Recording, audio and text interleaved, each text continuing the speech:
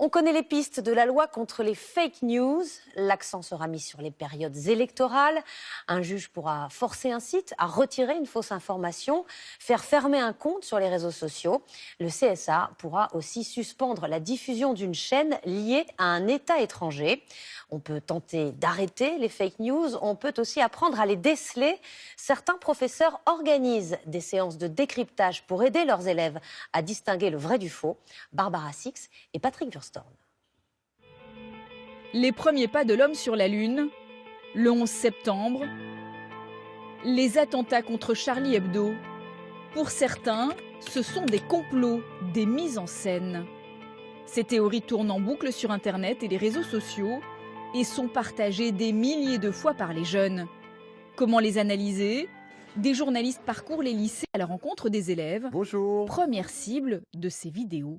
Installez-vous, installez-vous. Dans cette classe de première, les lycéens vont vivre une expérience. Ils vont visionner un documentaire qui a circulé récemment sur la toile. Le virus du sida a été inventé par la CIA dans sa lutte contre Cuba.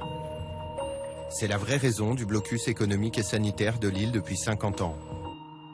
Le sida, une maladie créée par les États-Unis, cette information, beaucoup la prennent au premier degré. Qu'est-ce que vous en avez pensé? Le sida a été créé en labo, Ouais. en 60 ml de sida. Enfin, Tu savais, toi, ça? non. En labo, je savais pas que ça avait été créé en labo. Est-ce que vous pouvez lever la main, ceux qui pensent que ce que je vous ai montré, là, c'est vrai? Un élève sur 4 pense que c'est vrai. Et maintenant, levez la main, ceux qui savent pas. 1 sur 3 ne sait qu'en penser. Ces jeunes ne sont pas au bout de leur surprise. Un second document va agir comme un électrochoc. Ce film, qui a été vu des milliers de fois sur Internet, c'est un mensonge. Une théorie du complot comme il en existe des milliers sur le web. Sauf que celle-là, c'est nous qui l'avons inventée de toutes pièces. Piégés, les jeunes essaient de se défendre. Vous êtes malin.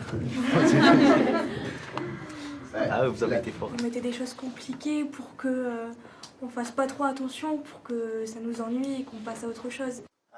C'est tout l'enjeu de cette journée, leur faire prendre conscience qu'il ne faut pas croire tout ce qui est diffusé sur les réseaux. Les moins de 25 ans y sont accros et le confessent volontiers. S'il y a quelqu'un qui publie une vidéo et qu'elle a été partagée des millions de vues ou elle a été likée plusieurs fois, nous on va plus y croire. Je regarde beaucoup des vidéos comme ça sur internet, mais souvent j'ai pas trop d'avis parce que j'ai pas vraiment de preuves. Mais si on me disait que c'était vrai, j'y crois. Je vais y croire. Alors comment ne pas tomber dans le piège ? Pour ce spécialiste des théories du complot, il faut développer son sens critique et se poser des questions de base. C'est un petit peu comme le saumon qui remonte la rivière. Eh ben, il faut remonter jusqu'à la source.